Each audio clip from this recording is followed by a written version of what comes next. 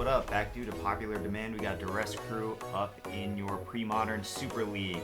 Well, Hurst wasn't disgusted with us the first time, and he made the mistake of inviting us back on again. Yeah, he did. He brought us back.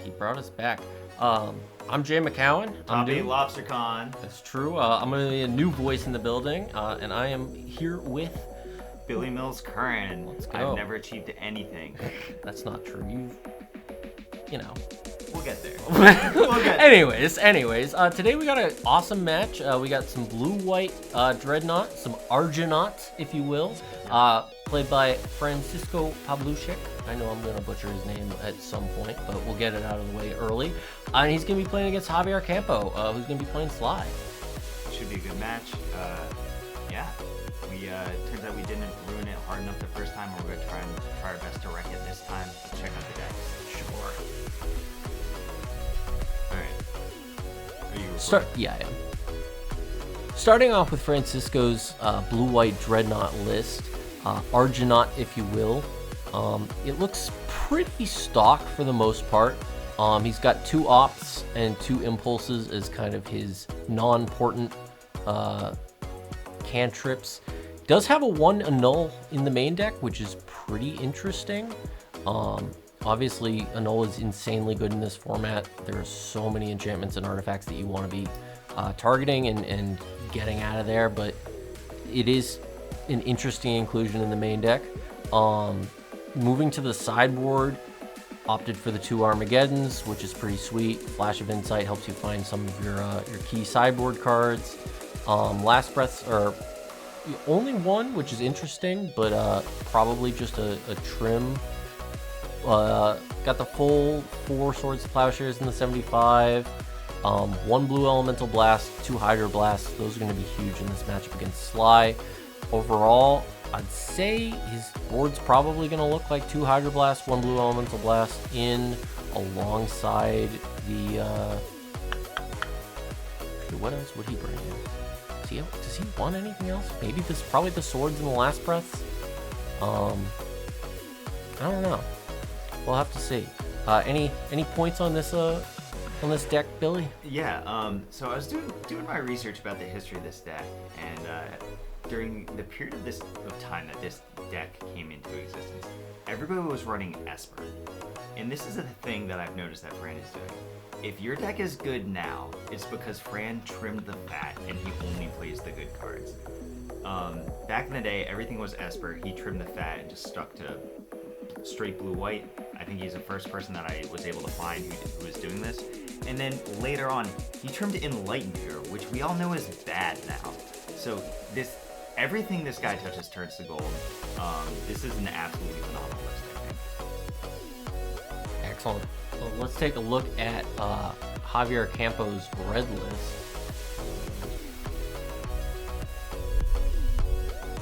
And now we got Javier Campo running Sligh. Fairly stock list except for a couple of deviations. You got your 16 very standard, very stock creatures.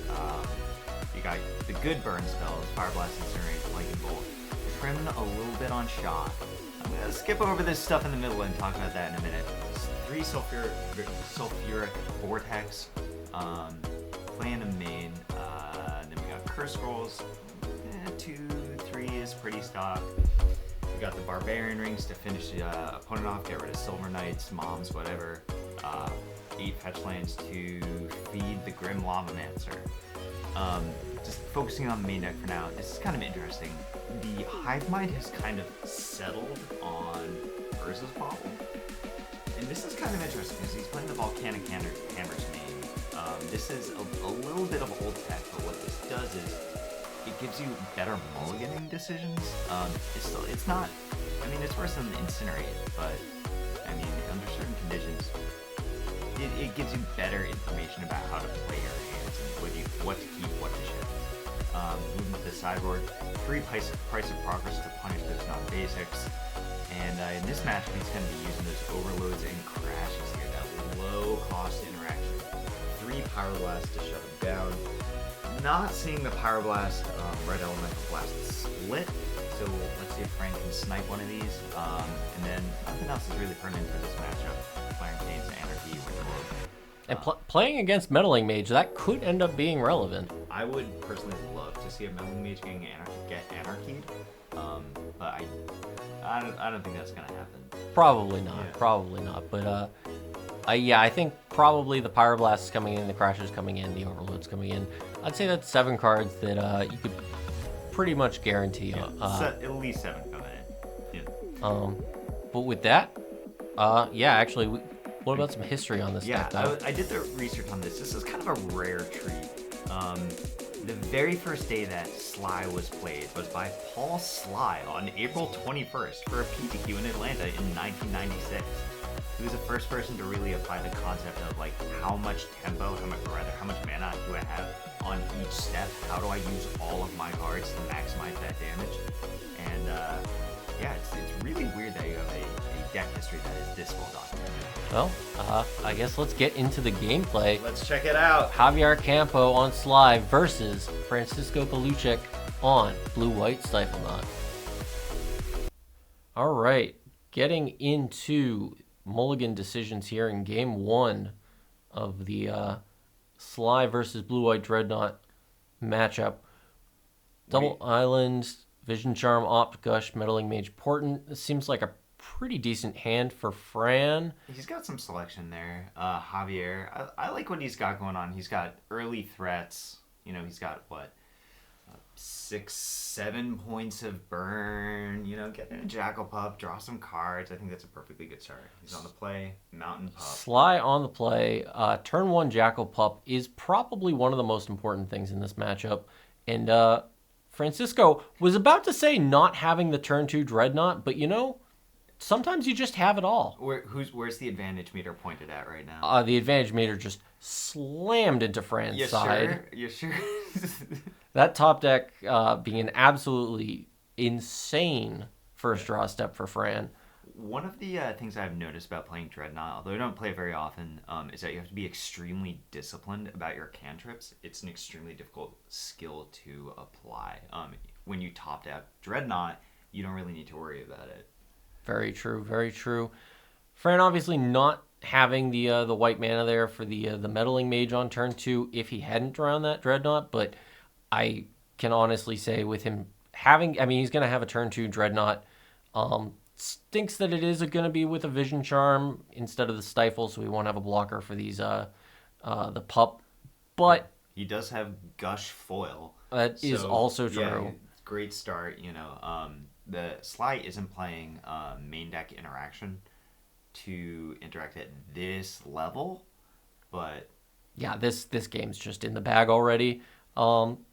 Thankfully, Sligh does have some options post sideboard, but we can already pack it in for this this game 1. This is going to be just a bloodbath. If we're wrong, this would be the greatest. if Javier somehow pulls this out, I will eat my words. Yes. So going face with the Volcanic Hammer down to 15. Swinging in for 3 points of damage, putting him to 12. And I mean, he's got on board, untap, incinerate you, 3 saves. I mean, yeah, even if that incinerate was a Fire Blast to go like swing like blast or something like that, that foil is just locking it up. It really is. Yep. And here we go. Is that the right name? Yeah, I think Meddling Mage naming Fire Blast here. This is just going to be the absolute nail in the coffin. Yeah. Any win that Javier Campos has is going to involve a Fire Blast. So the fact that he has to burn out the Meddling Mage first to unlock a Fire Blast, dead on name with a Meddling Mage. So Javier untapping here. Waiting. Considering his options because he knows his time on this earth is short. Yeah, so I mean, theoretically, with a draw being the mire here, he's got 3 points of damage. Yeah, and then never mind, he just scoops it up. We move into sideboarding. So what do you expect to see from Francisco here? Obviously, Blue Blasts. The Blue Blasts. Yep. Swords. Makes sense. Trimming on the meddling mages. What do you think about that? I'm not sure. So I don't play this deck nearly as much as Fran, so I 100% would defer to his. Thank you for. Yeah. Would defer to his expertise, but yeah, I think the annul can probably come out.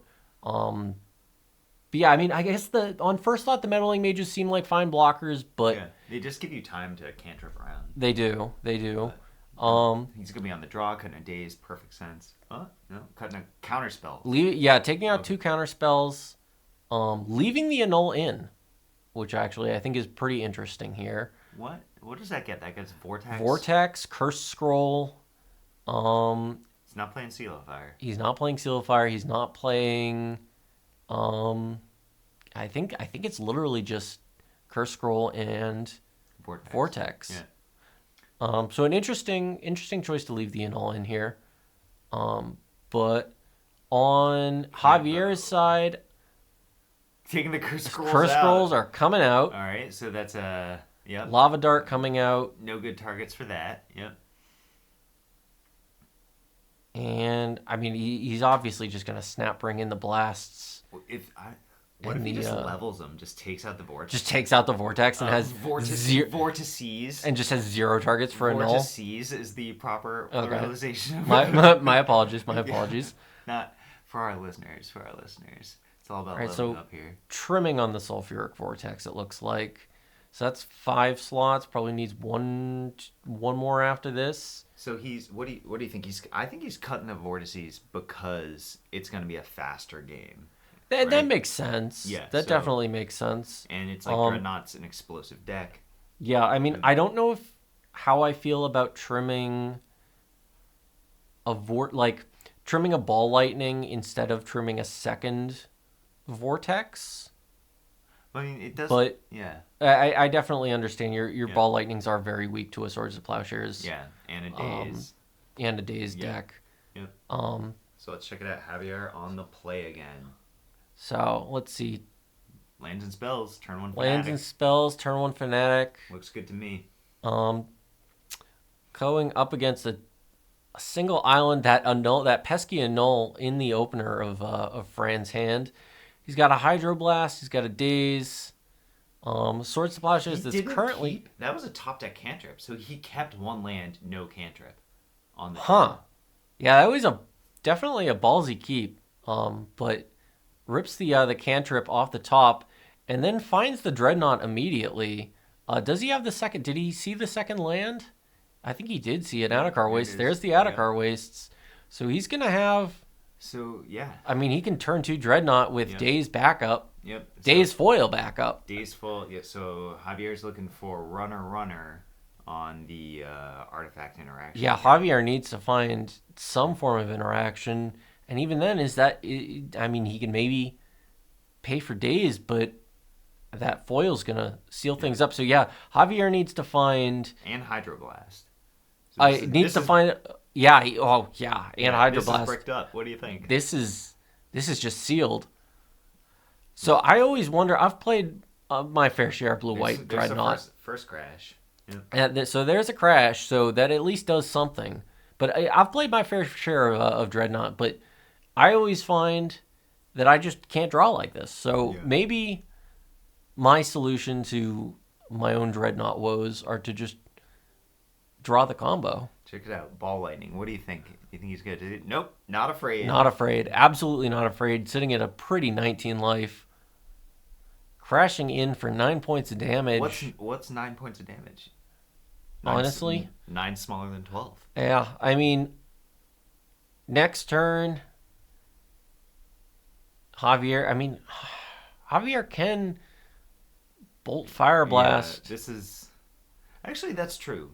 Yeah. Log Fanatic. I mean, yeah, this is actually closer than. Although to be fair, Fran could just swords his own Dreadnought and gain 12. This is second Fire Blast. Wow, doesn't have the 4th mountain though. Javier tanking for a little bit. This is a very sensitive Taxion. Yeah. 7 to 7. Yeah, let's see. Bolt upstairs. Let's see how this plays out. to 4.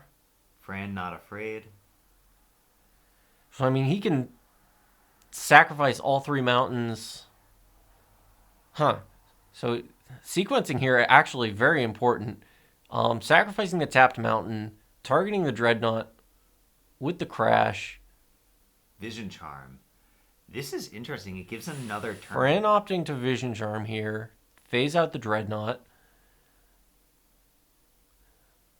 This is very curious. I would have Hydroblasted here, personally.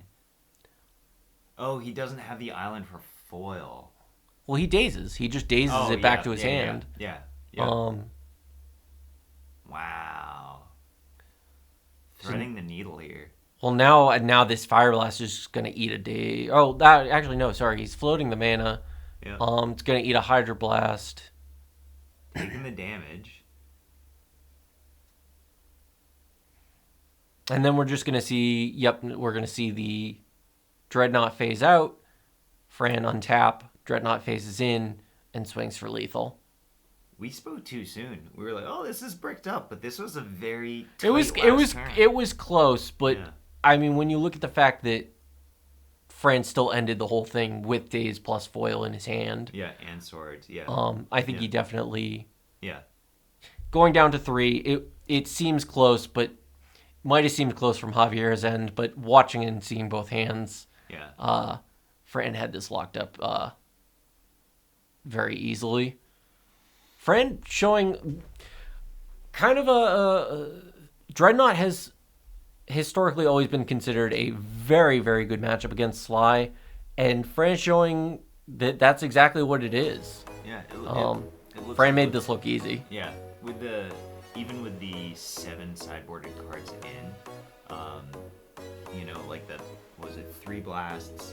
And Javier had an explosive hand. Yeah, a good hand. Had turn 3 ball lightning, swing for 9 into bolt fire blast plus a sideboard card. Turn 4 kill. And there was just nothing he could do. Too slow. Yeah. Fran had all of the answers. So one of the things that happens with the Dreadnought deck is that you cantrip and you don't hit. And we didn't get to see one of those games. No, Fran had it turn 2 both games. Both games. And also is knowing when to sham it. So I think this game particularly shows.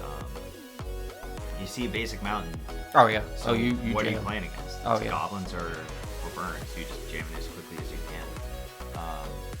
So yeah, I thought cool match. Definitely showed the power of the decks. Great match.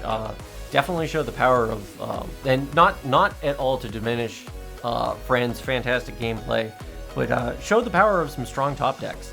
Both games, Fran keeping hands without a turn 2 combo and immediately drawing into it. Yeah, keeping 1 land, no cantrip, and then it was a bold keep. It was a bold keep, but no, fortune favors the bold. That is true. Thanks, Matt Damon. Yeah.